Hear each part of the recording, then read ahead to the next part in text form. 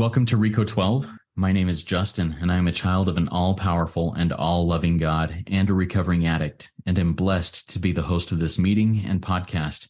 RECO12 is an organization with the mission of learning and sharing the similarities of addictions of all kinds, and gaining and sharing tools and hope from others who are walking a similar path.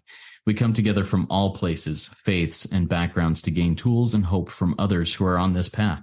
Speakers from our past meetings have represented so many fellowships, addictions, and afflictions, and we look forward to continuing to add to the diversity of speakers and backgrounds. Today's speaker for the 165th meeting is Rhyll C., who will be speaking on Detaching with Love.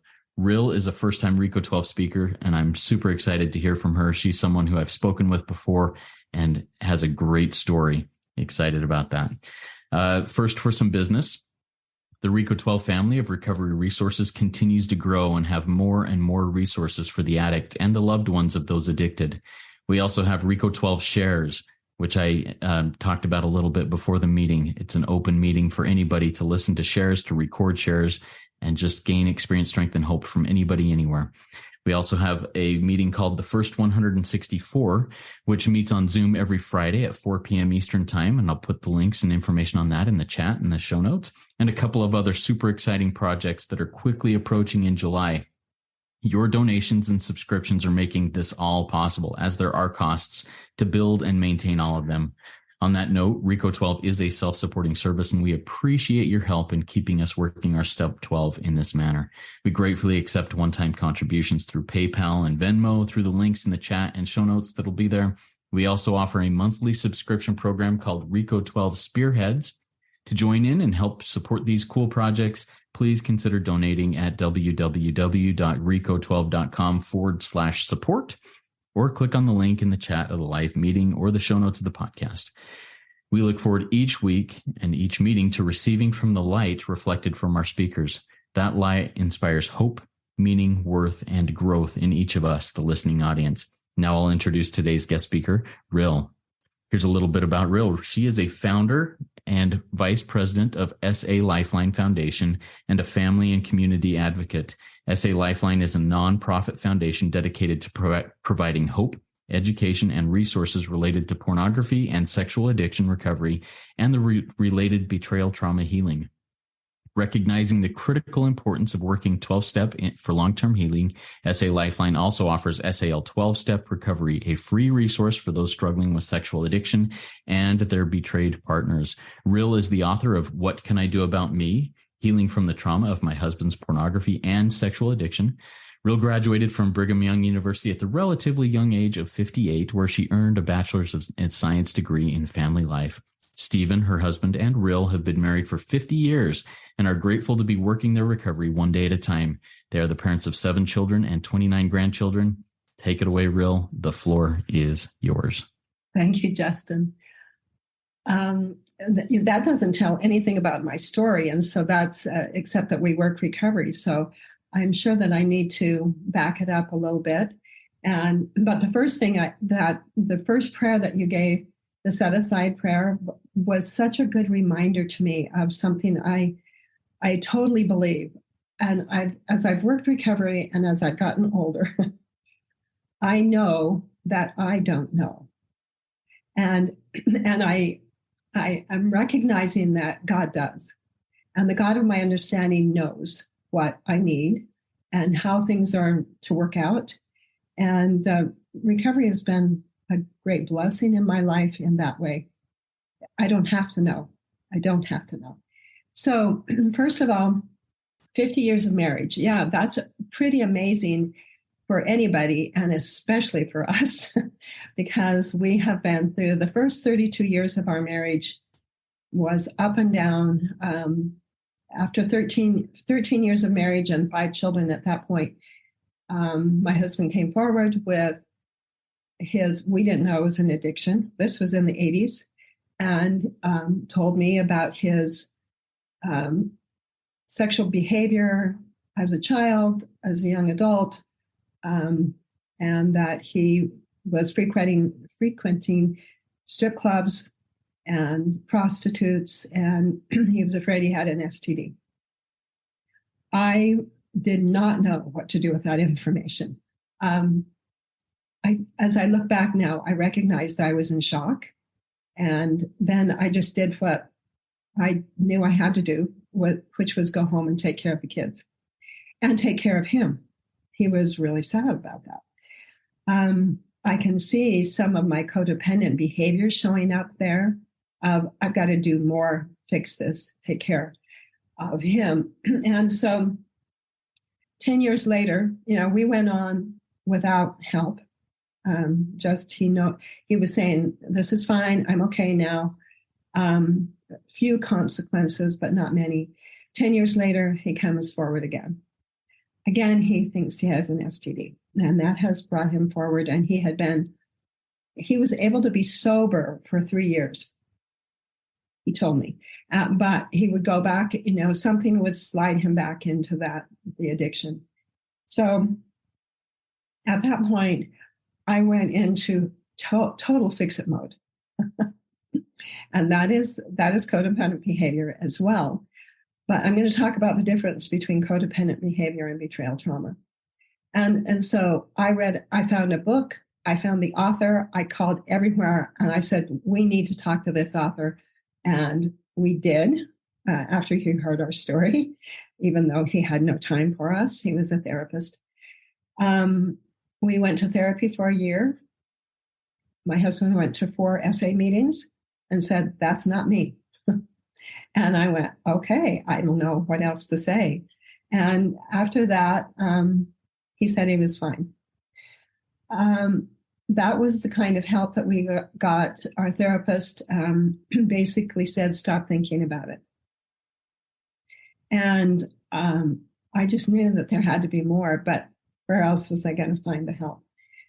Then 8 years later, he got arrested. But he couldn't tell anybody because of his shame. And so, but 2 weeks after his arrest in a different city, he had gotten off. 2 weeks after, he couldn't live with himself. And so he came forward for the 3rd time. And this is 32 years into marriage. And at that time, we talk about surrender in 12-step. It is so critical and crucial for me. On the front lawn of our home, that Sunday morning, I raised my hands to heaven and said, take him. I can't do this anymore. And that was my first major surrender moment. And then I was able to really let God, even though I didn't have good recovery. I mean, I had some. I don't know. I can't say that I didn't have any, but I hadn't done any work, really. And at that point, my husband found a good therapist. He started immediately going to SA meetings, and he went every week, 100-mile round trip. And so I just thought, I'm just going to stand back and watch and see if he does anything, if it changes. Our therapist said, could you stay with him if he's in recovery? I said, I have no idea what that looks like. And he's a masterful liar. And so what would I know? How would I know if he has recovery? And I didn't even know the terms sobriety versus recovery. But our therapist said to me something that he told me later that God told him to tell me. And he said, you will know. And I thought, I don't know what that means, but I'm going to check. I'm going to take this one day at a time. And I'm going to be, at that time, we had 7 children and 5 of them were married. And I needed to be the mom of our twin boys who were teenagers. And I thought, I'll just take this one day at a time and we'll see what happens. And my husband moved out to the camper, which was great for both of us to give us space. And he really started working recovery. But I didn't know if that would last.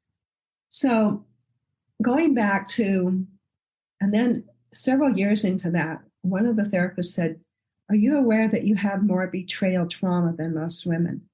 And I did not know what that meant.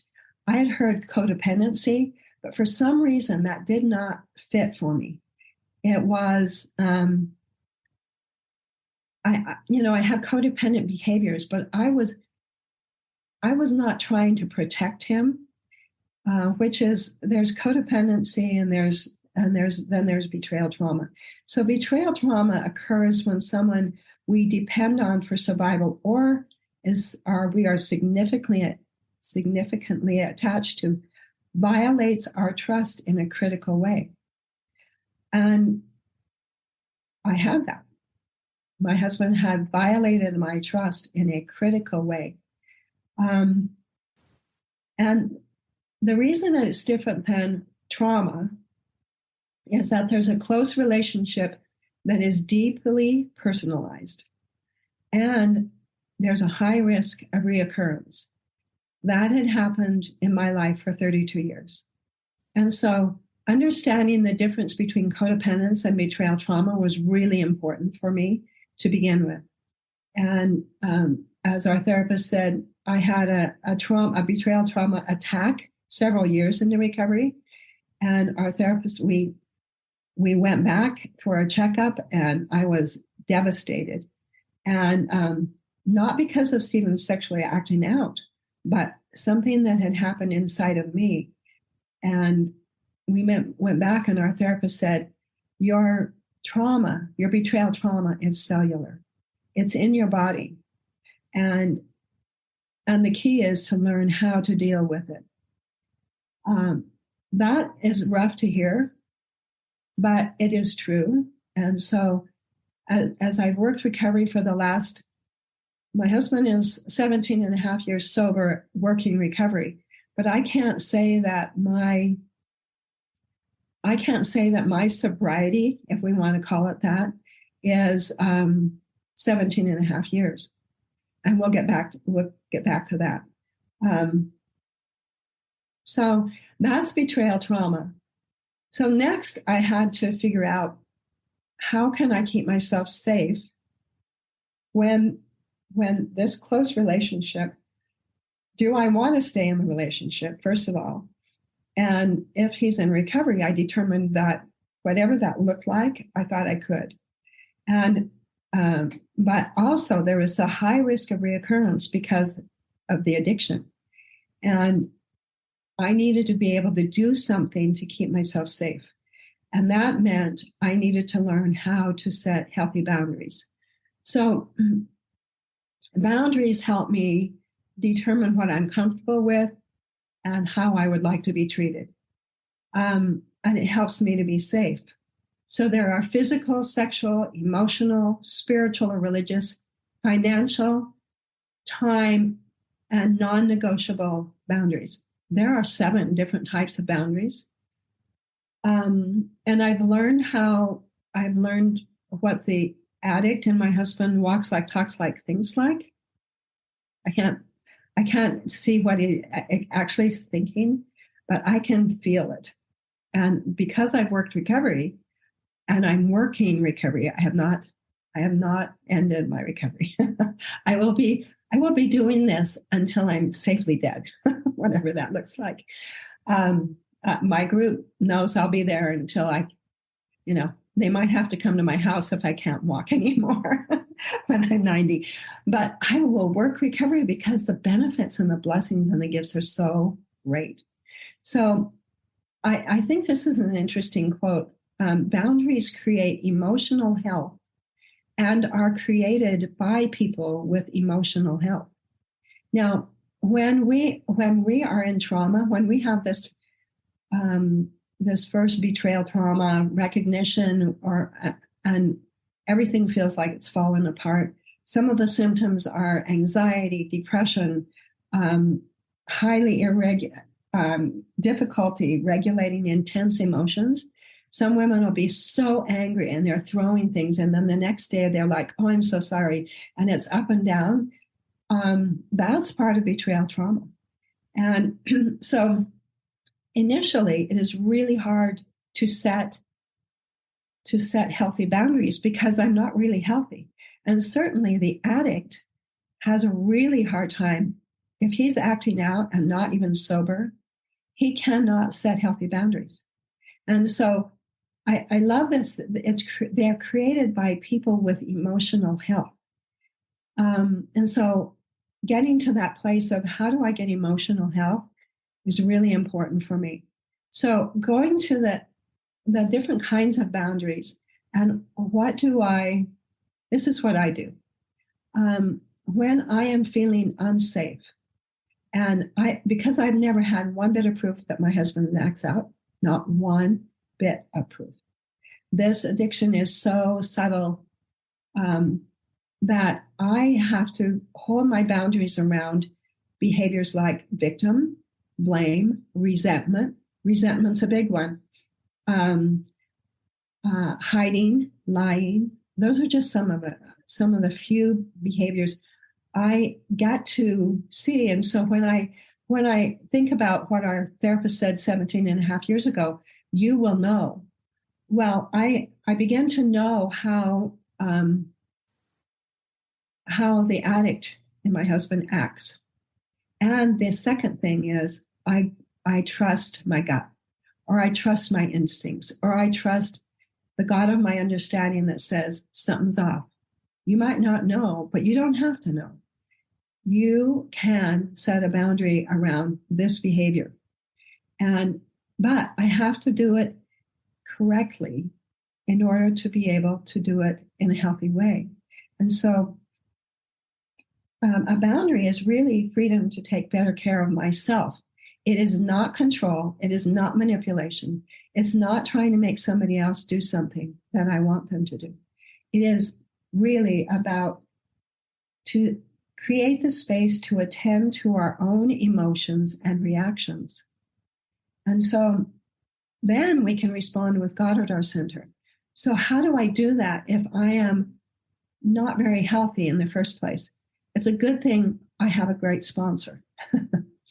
And that hopefully I can be a good sponsor to help other women not react, but respond. And we do this in a process called On My Knees, on the Phone, in the Box, the surrender process. But there's a paragraph in our SAL book we read every week in our meeting. Whenever I lose serenity, I pause, breathe, practice self-care, express our needs and emotions, reach to another woman who is working recovery, and write and pray to God through the surrender process. Then hold healthy boundaries based on my need for safety, and then surrender the outcome. So as I do that, detaching is one of the ways that I hold a boundary for myself for safety. Again, that it's the freedom to take better care of myself. And boundaries are the limits of love in every relationship. So detaching with love, in sexual addiction, we have a tendency to use love as a romantic word. And so it's difficult to say detaching with love. So I've started saying detach with compassion or empathy. And that compassion and empathy is for myself first and love of God. So in order to have God at my center so I can really set a healthy boundary, I need to do that pause, breathe, write it, speak it, and pray it. And then I can have confidence that my effort has God, the God of my understanding, at the center. And so detaching with love helps you become more grounded and secure in your own thoughts and emotions.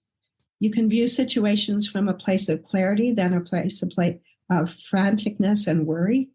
And so many of us, when we're dealing with an addiction or with anything that's taking us out of our center, we're worried, we're obsessing, we're telling ourselves a story. And I need God at my center in order to know, how do I find serenity here? No matter what's going on around me, the chaos, the lies, whatever, how do I find serenity? And so detaching with love looks like, for me, I love God first. And I'm going to listen to that voice. I'm going to listen to his direction.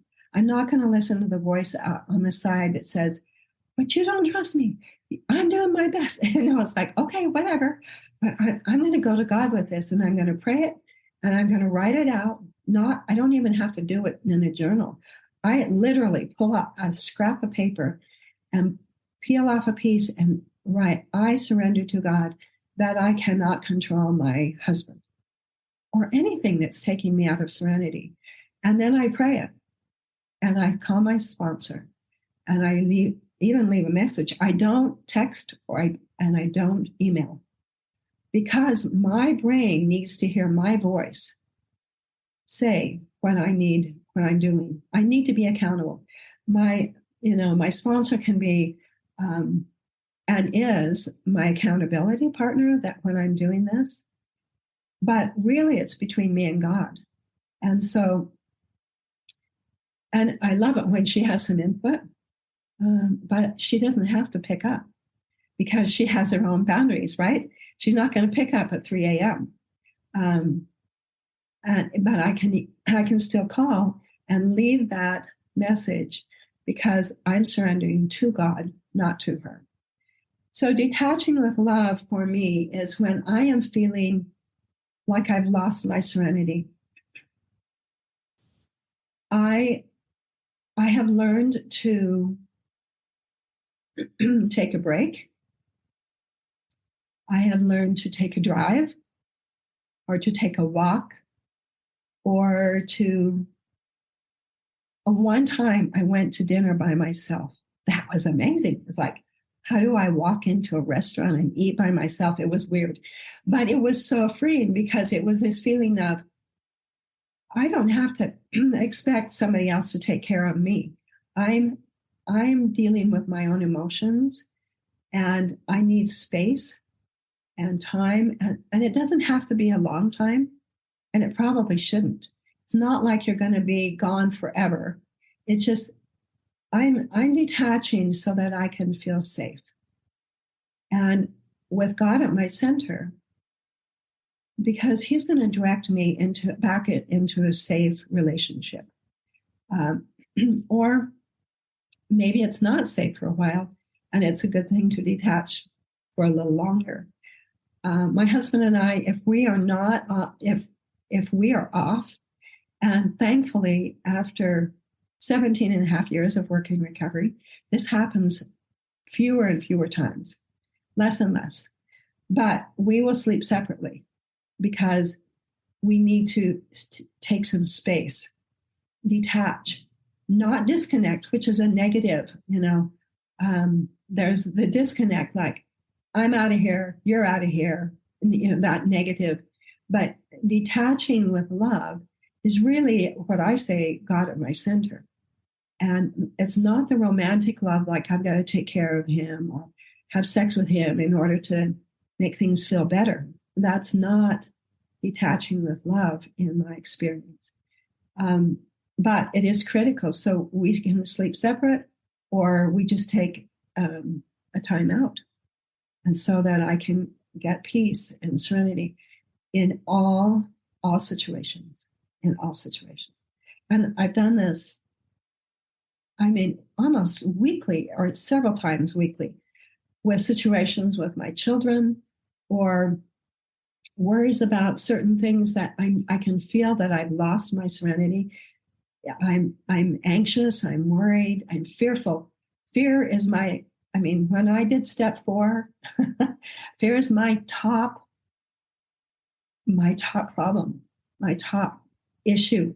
And but I have plenty of positive ones too, right? And that's what I love about steps 4 through 7.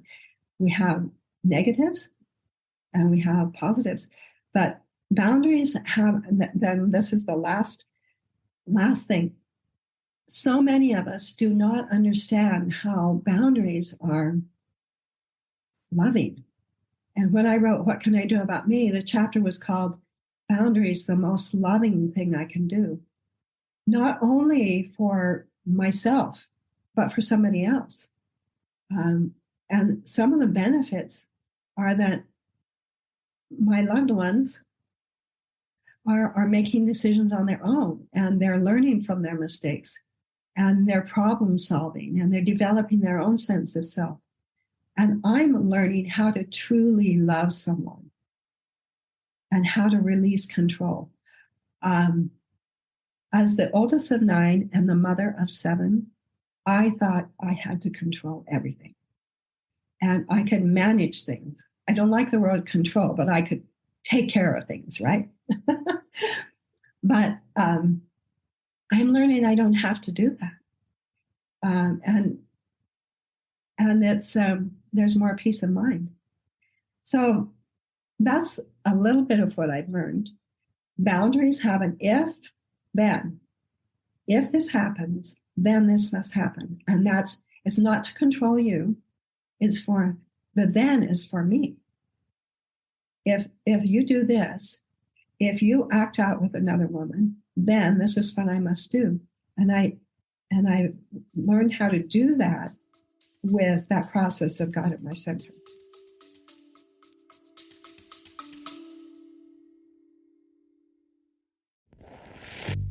Welcome to the Voyage Cast, a podcast hosted by insightful therapists navigating the depths of the human experience with insight, clarity, and a little humor.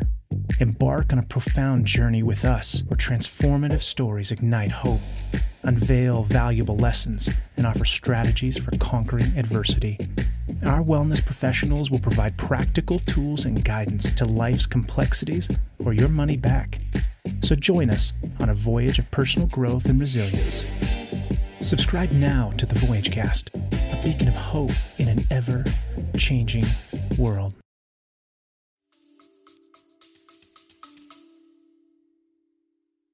Awesome. Thank you so much, Rhyll. I'm grateful for your share, grateful for your experience, strength, and hope. We've got a few questions that have come in, and I'm sure several more will come in.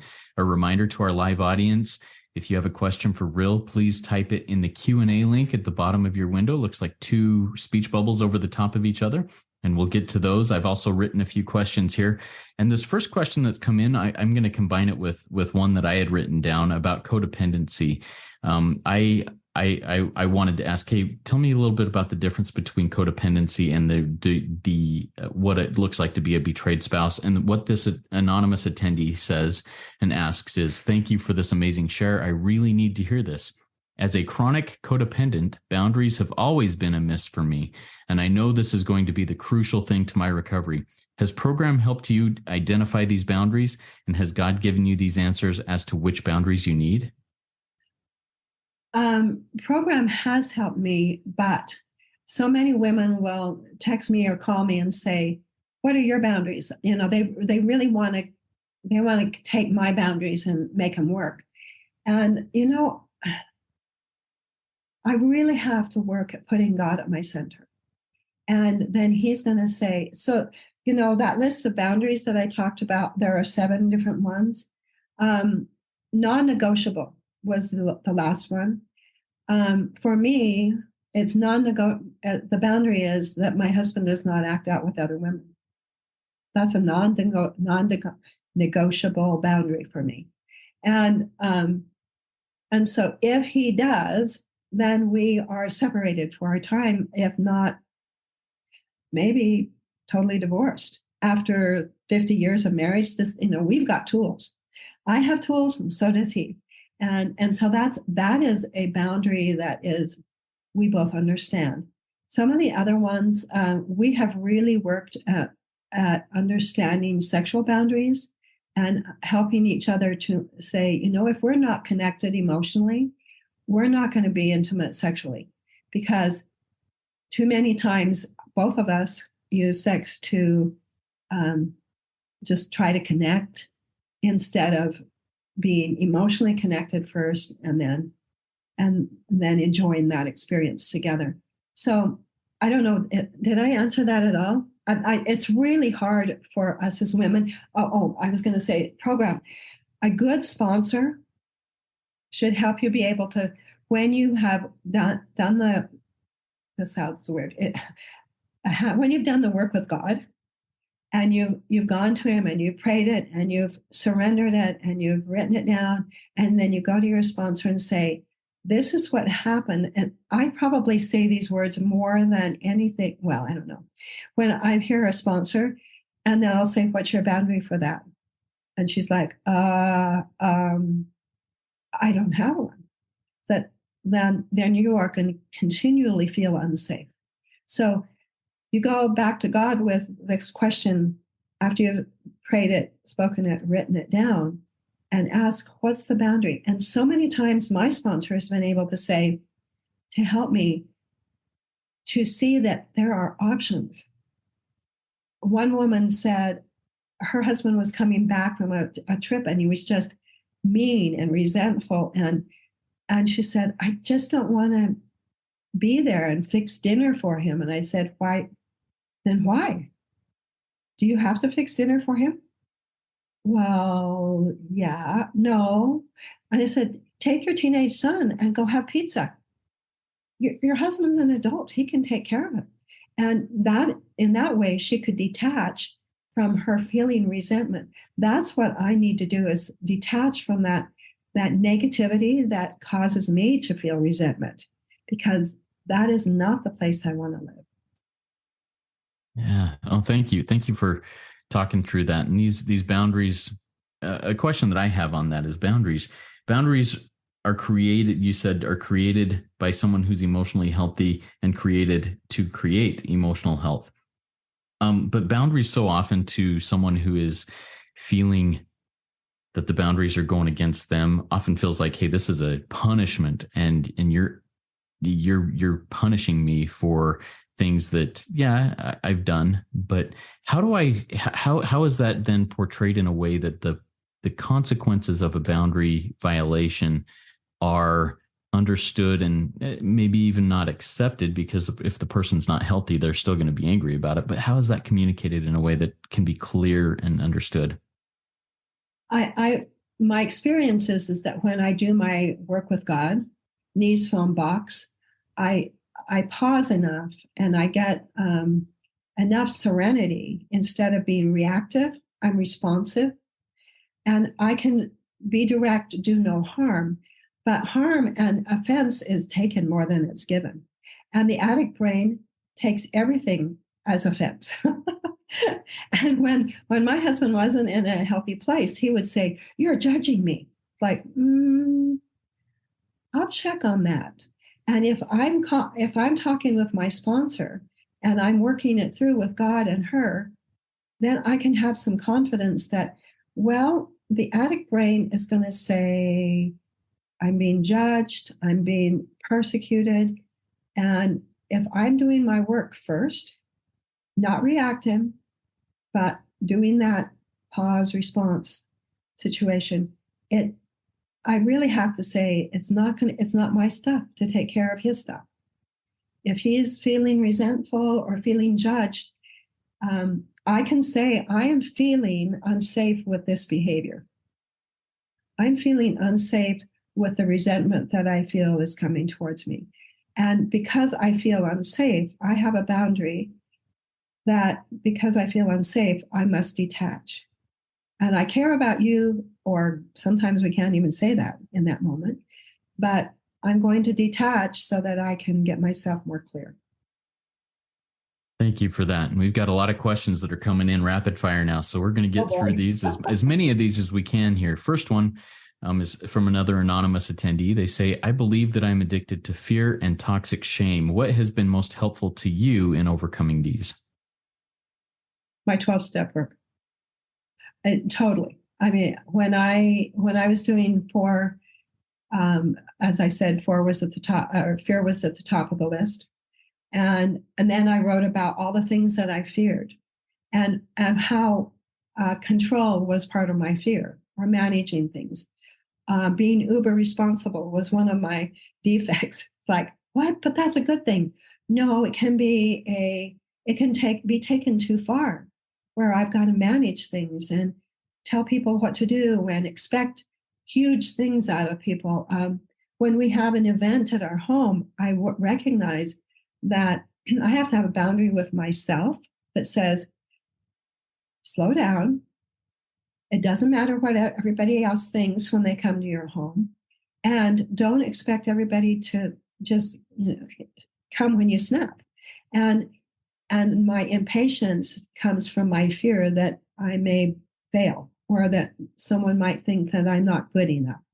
And so fear, I think, is the top. And as I've worked and continue to work through, I mean, I was at my SAL 12-step meeting yesterday morning, and it was like, oh, step one again. For how many times in 14 years I've had, this is so good. And something new speaks to me. And I think, okay, my life has been, 14 years ago when I started with S&On, and then we went to SAL about 9 years ago. When I started doing that, I did not see my life as unmanageable. Now there's a bunch in denial there. We started some meetings so that other women could get some help. That's so weird. I mean, how much pride is there? Fear and pride at the top of my list. And so understanding that working the program consistently with a good sponsor, surrendering the things I cannot change, and changing things I can, which is me. Thank you so much, Rhyll. Got another question from our audience. This person says, I discovered my husband has a sexual addiction with prostitutes.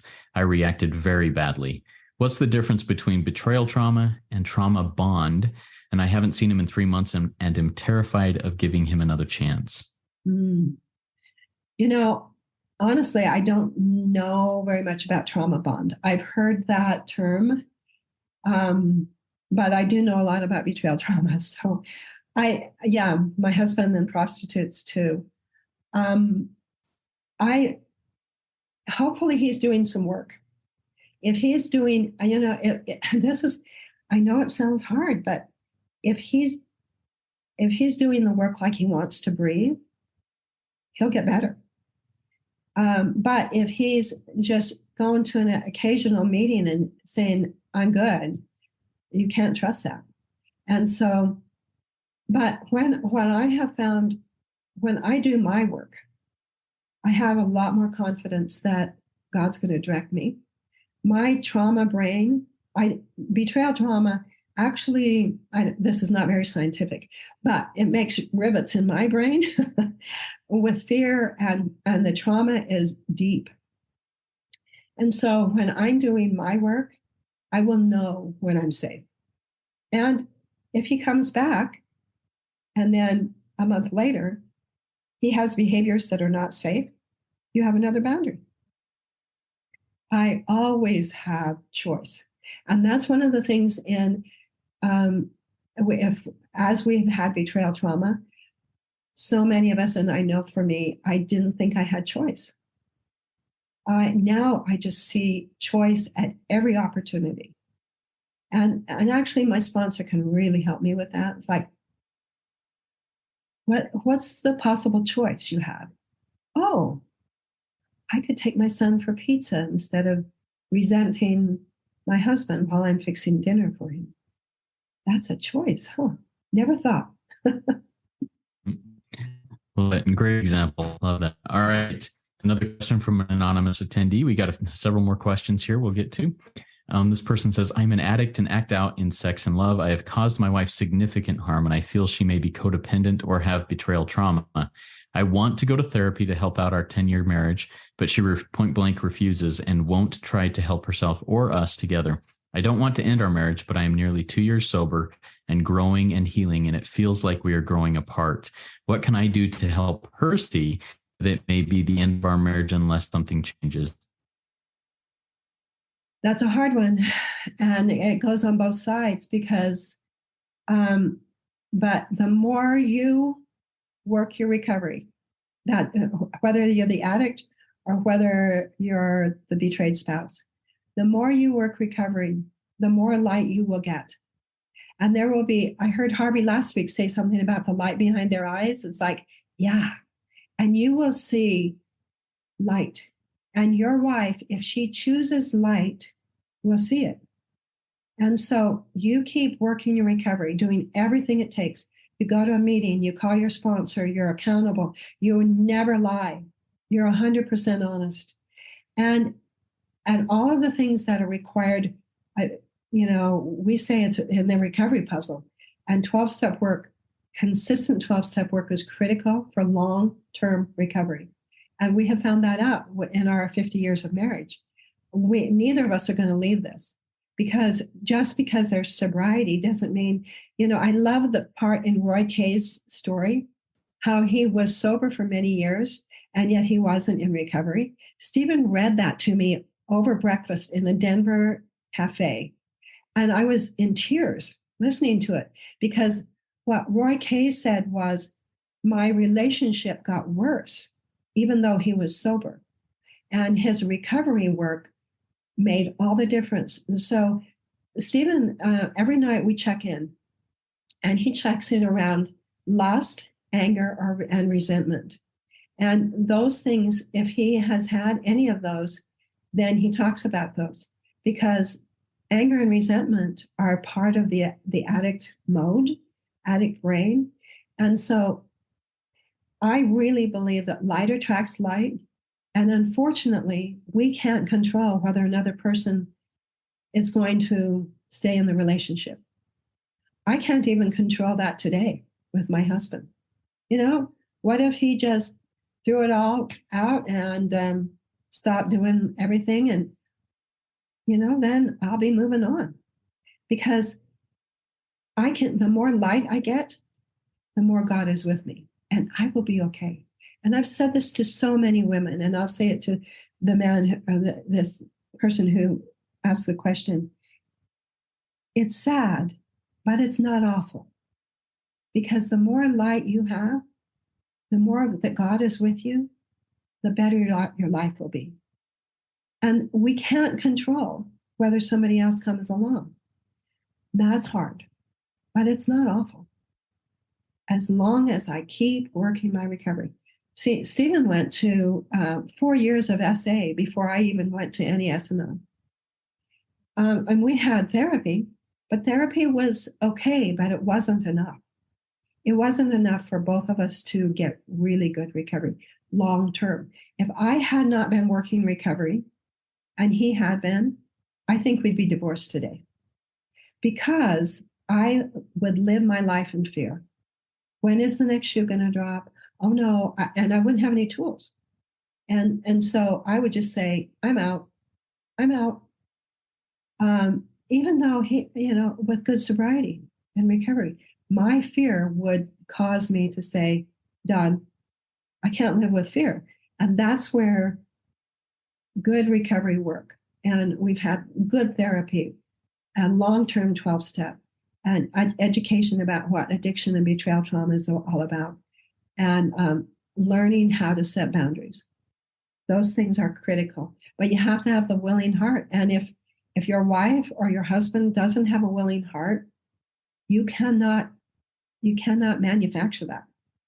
But if God tells you to stay in for a while, like he did with me 17 and a half years ago,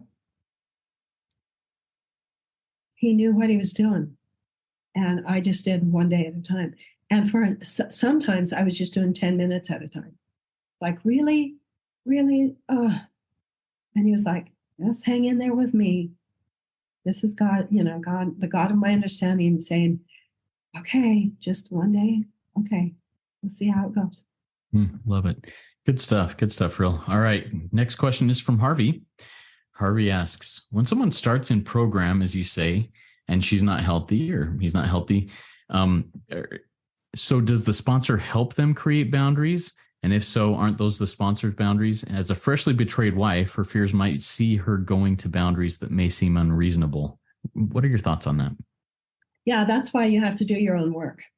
But you can hear what your sponsor, you can hear suggestions, but take it or leave it is my attitude. I carry the message, not the person.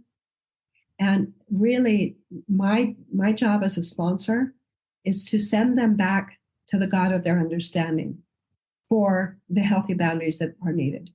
And so my boundaries cannot be the next girl's boundaries. They may end up being but probably not. For us, sleeping separate has worked out well because we like to be together. But in his addiction, I didn't like him. And so, but in recovery, he is a great man. He is a great man. And I really love that. I not just love it, I like it. And, but it takes time, and boundaries can change, and they often will. But nobody can tell me exactly what to do. But the process is pretty cut and dried from my experience. Pause, breathe, surrender by the knees phone box, and then ask for the boundaries.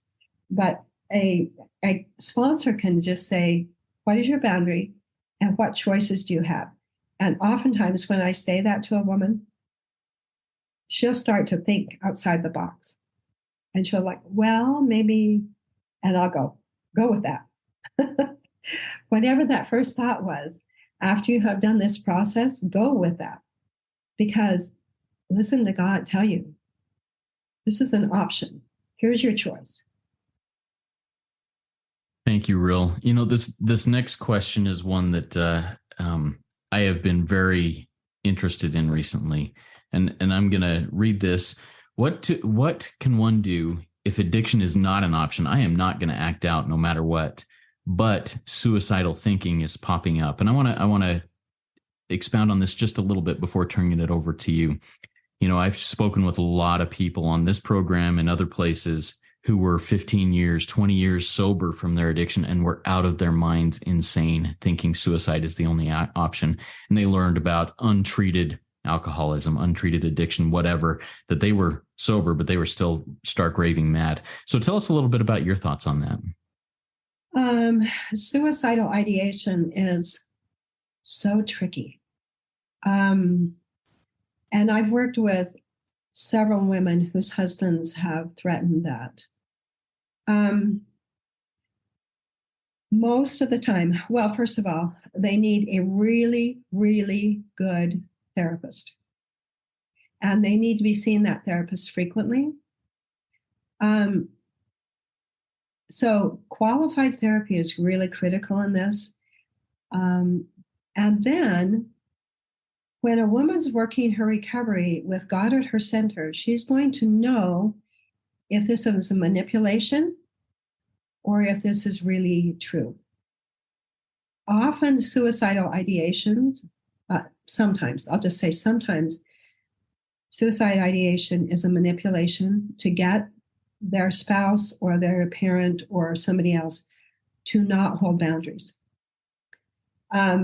I spoke with a really, a man that we know to be a really qualified therapist. And this doesn't really have to do with suicide ideation, but about mental health, mental illness. People are diagnosed with this, and this. There's so many different diagnoses that addicts can have besides their addiction. And their wives were telling me, I was sponsoring them, 2 different women. Their wives were telling them that their spouse, their husbands, were coming home from their therapy with this therapist saying, you can't hold boundaries with me. This doctor has told me that you can't hold boundaries with me. And so their wives are like, oh, no, I can't hold boundaries. That means I can never feel safe with this man, right? And so I asked this doctor in the hallway at a conference, and I said, this is what I'm being told by these women. Their husbands are saying. He goes, oh, no, that's not what I say. Actually, I say, because of your mental health diagnosis, you have to have better boundaries, but they're harder to hold. And I thought that was really, really important for me to understand and these women to understand that they're more critical, but they are more difficult with someone who is going to throw that mental health thing in your face and like, but you can't do this. You can't say this to me if because I'm this way. And I think that goes with, so again, as I'm working my recovery, and I'm really striving to have that peace and serenity that comes with God at my center, I will know whether this is a manipulation or something that he needs to be in the hospital for, or have medication for, and have a really qualified therapist. But that's not up to me. But manipulation is definitely one of the behaviors that the addict brain uses to get out of having to be accountable and having boundaries. Thank you so much. And we've got more questions and then we're going to have time to get to, but I'm going to try and get 2 more questions in before we go into the wind up here. Next question is from Irving. Irving says, thank you for your insights. What does it look like to re-engage after a boundary break once you have taken your time to disengage with compassion? So what does that look like to re-engage? That looks a little scary, and that's okay. To re-engage, maybe just one step at a time, not jump into bed together. How's that? To re-engage after boundaries been broken will require some time and some effort on both sides. He will have worked with his sponsor, and he will have done his work to get himself humble, honest, and accountable. And she can feel that. And then she will have worked with her sponsor and then say, and I'm all about re-engaging. But it requires both working recovery, because I don't want to be enabling a life-crippling addiction by just saying, oh, it's all good. And forgiveness and trust are very, very different. And so forgiveness is between me and God, but trust is, if trust has been broken, and when a boundary is broken, that is trust has been broken. And so it requires effort to be humble, honest, and accountable, totally truthful. Besides doing those attitudes are the attitudes of recovery. And when she feels that, then at some point she will feel safe to re-engage. Thanks, Rhyll. Next question here is, this is from an anonymous attendee. I'm doing the work of recovery, but I have struggled to stay sober from porn and masturbation. After 3 years of trying, my wife wants a divorce. She's tried to get help, but she said she just can't take it anymore. I feel like she just wants a restart before getting trapped. I want to do all I can to show I still love her and am safe to be with without going into codependent tendency. What do you think I can do at this point? How would you respond? Sobriety is step 0. And for us, for me, in our marriage, sobriety is no porn and masturbation. And it may be different for different people, and I understand that. But for most women, porn is a betrayal. And so if there's not sobriety, there's not any recovery. And that's really critical for me and the women that I work with. I need sobriety, but I need those humble, honest, and accountable behaviors, not the victim. Poor me, you don't understand how hard this is. There are tools, and being accountable. Yes, there will be times, certainly, that there can be lapses, but relapse requires dishonesty. And so if there's a trigger and you're honest about it, and you're working with a qualified therapist and with a good sponsor, you can have not only sobriety, but be working recovery. Everyone can. I totally believe that everyone has the ability. It takes that willing heart, and it takes that attitude of, I'm going to do whatever it takes. And it can take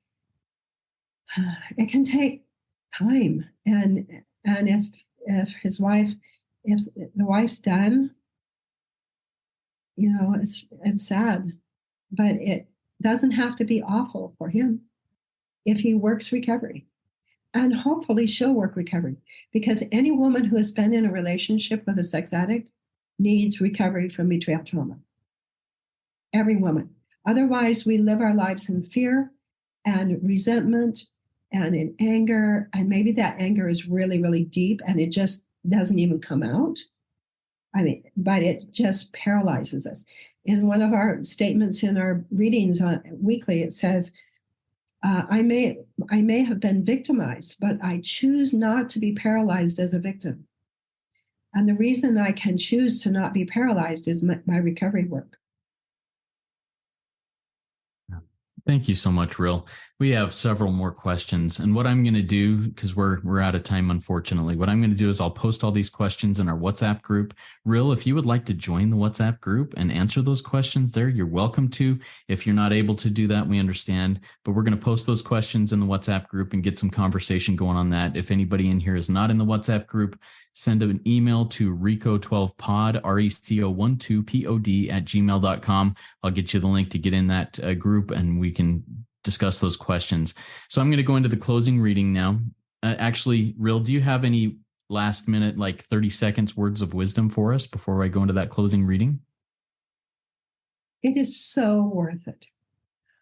I couldn't believe that we made it to 50 years of marriage, just making it, but to feel the joy.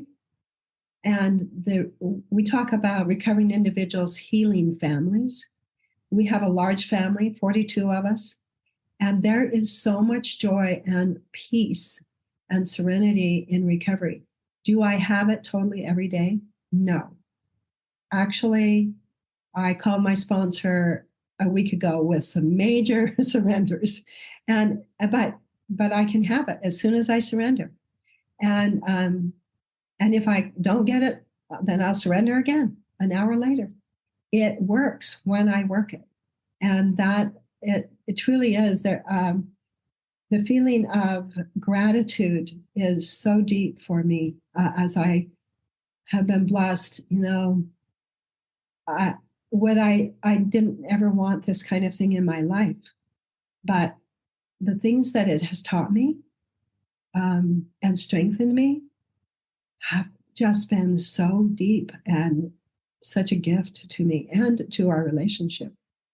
So it works when I work it, and you are worth it. Love it. Thank you so much, Rhyll. That was a great RECO12 speaker meeting podcast. If we didn't get to your question, I've already talked about this. We're going to put those questions in the WhatsApp community. If you have others, join in there. And we'll answer those questions. If you're inspired and want to share something of your insights in a 12-step type share, please go to RECO12 Shares SpeakPipe link that I've put in the chat, and it will be in the show notes. Record a 2 to 4 minute share there. If you've not yet rated and reviewed the podcast in Apple Podcasts, please go do so now.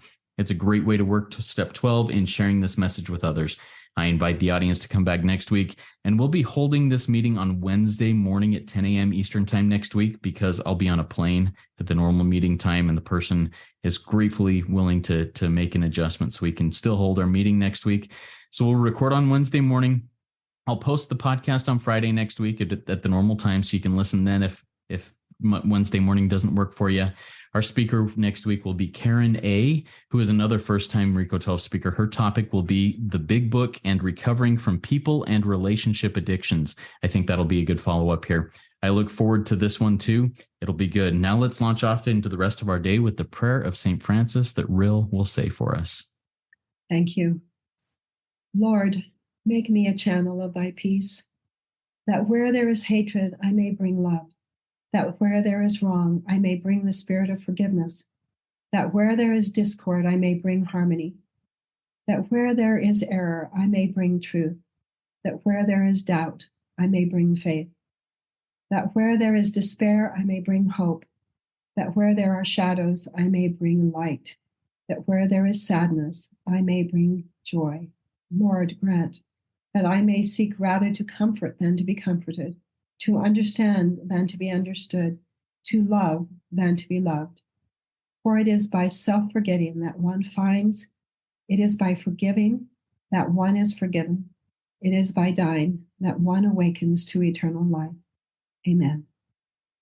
Amen. Remember, everybody, there is one who has all power. That one is God. May you find God now. Keep coming back. Let's trudge this road of happy destiny together. Work it. You are worth it.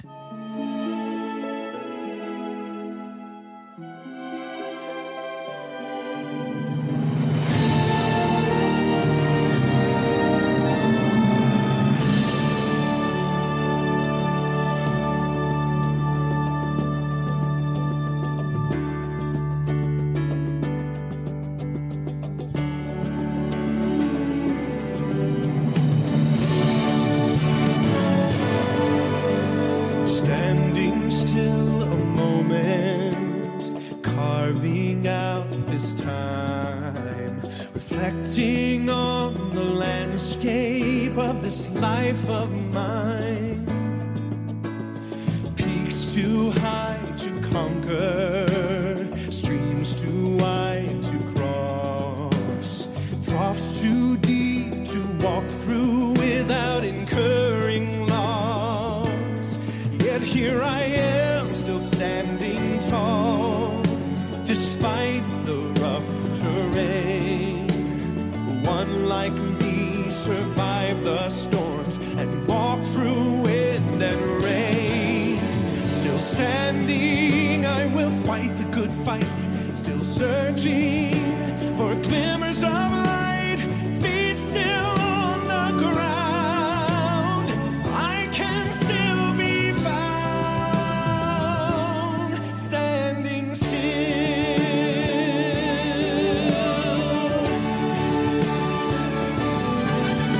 My wings are torn and tattered, but I know I still can fly.